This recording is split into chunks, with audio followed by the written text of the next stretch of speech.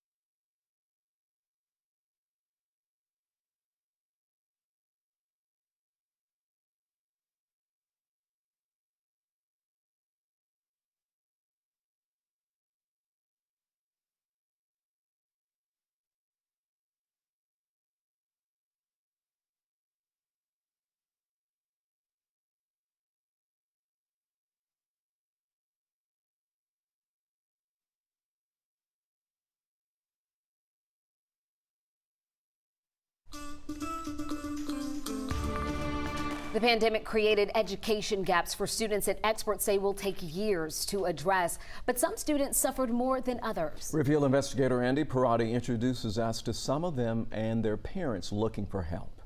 I call them the deceiving carrots because they look big and they this. So, you know. Like the vegetables in his garden, 15-year-old Daniel Johnson wanted to academically grow this past school year, but felt like he got the short end of the stick. Kind of, because I didn't really learn that much this past year, but somehow they passed me on to the next grade, so. What's the problem? The problem for Daniel? A pandemic that stifled students and their teachers across Georgia, forcing them to manage a deadly virus while adjusting to virtual learning. But perhaps more so for students with disabilities like Daniel, who are on the autism spectrum. His mom, Deborah, I had onions here and garlic. believes their school district, Newton County, did not follow his IEP or individualized education plan to keep him on track. She was so frustrated, Deborah addressed the school board about it.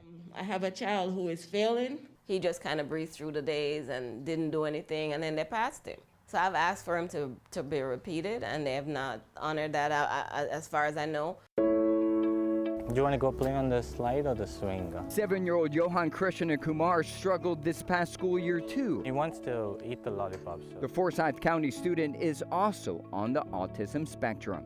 Johan's parents say teachers went above and beyond, even driving to their home to go over assignments, but they're still making him repeat the first grade. He was unable to attend speech, behavior, and occupational therapies. And when you say occupational therapy, you got to take a paper and cut using a scissor. That is something that cannot be taught on a computer. Special needs kids specifically, that is the most difficult job. And I believe that kids on the spectrum took a hard hit on that by going online. Johan and Daniel's stories echo multiple reports from across the country, showing students failing or dropping out at alarming rates during the pandemic. In Daniel's district alone, Newton County held back 852 more students in 2020 than it did the year before. That's a 120% 20% increase. I think children with special needs have been hit the hardest. Experts like Dr. Vita Johnson say districts should focus on getting special needs students back on track first. The Emory Pediatrics professor is director of Partners for Equity in Child and Adolescent Health. Unfortunately, a large number of our families don't know how to deal with it, especially marginalized children of color. So we really need to be mindful as we open up that we have resources in place to address that. You know, sometimes like this one right here will cuddle with me sometimes. Georgia's special needs students stunted by an education epidemic that will take years to overcome. You almost wish you had a redo? Kind of, I kind of don't want to redo it, but I kind of do want to redo it. It's like, I didn't learn anything, to be honest. I didn't really learn anything about the subjects.